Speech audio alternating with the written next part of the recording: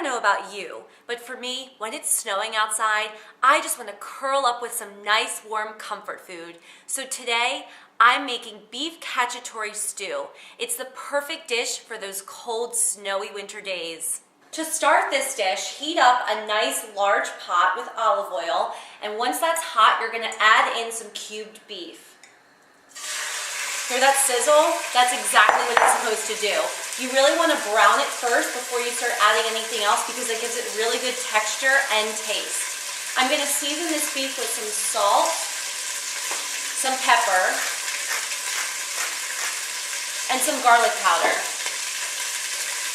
Reduce the heat to about medium. Now the reason I call this beef cacciatore stew is because I'm using the traditional cacciatore vegetables like red and green peppers, carrots, celery, onions, and garlic.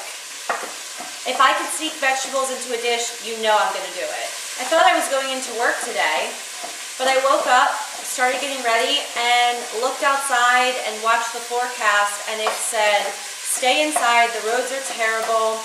And you know, given that in my industry of real estate, I am able to work from home, it just seemed like the right thing to do because my car is really not good in the snow.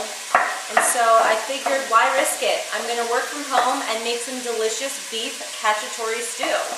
I really love using celery in a lot of my dishes because I feel like it's so healthy and it gives things just a really good flavor. Anytime you're making a soup or a stew, it's really important to brown the meat so you get those really good caramelized flavors. Now we're dicing our onion.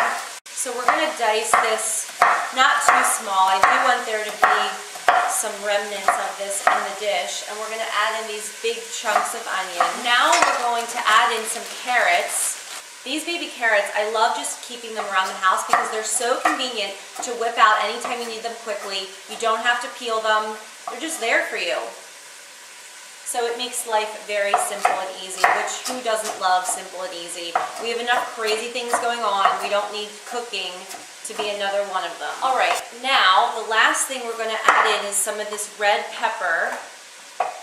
I use peppers in a lot of my dishes too because I feel like they're always so accessible. They keep really well in the fridge. They add a lot of really good nutrition and flavor. The more colorful your vegetables, the more nutrients they have. So it's always a good idea to keep some really colorful, vibrant vegetables in your fridge because you know that when you're serving them, they're full and packed of nutrients, and who doesn't want to be a little more healthy? If you've made a New Year's resolution to start getting really healthy, this dish is the perfect way to start because it's just super lean beef, tons of veggies, and no extra added fat. Who doesn't love that? Now we're gonna add some salt and pepper to these vegetables to season them and to help them sweat out a little bit. And we're gonna give this a stir because now I think our beef has started to brown on the bottom, which I see that it has. Look at how nice this dish looks. Everything's bubbling and sauteing and the meat looks brown and scrumptious. It looks perfect. While that's all cooking down, we can't forget to add in at least a heaping teaspoon of garlic. I love to keep this chopped garlic on hand because as much as I love to chop garlic, it is time consuming, and if you're doing other chores around the house, you might as well keep that. What I did is I took some beef broth and I mixed it with a little packet of beef gravy, just about 1/4 of the packet, and that's gonna give it that nice thick consistency. And I'm just gonna slowly add this into our pot and then give it a good mix to get everything coated. Add in a little bit more of the beef broth. Cover this and cook it on very low heat for about 20 to 30 minutes. Come and check on it periodically, stir it a little bit. The goal in this is to have the meat really soft and tender so it just falls apart. While this is simmering, the last thing I'm gonna do for now is add in some of this freshly chopped parsley.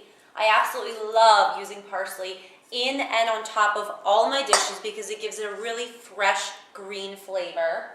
And some paprika. Check out the fabulous consistency of this. It looks absolutely perfect. It's nice and thick.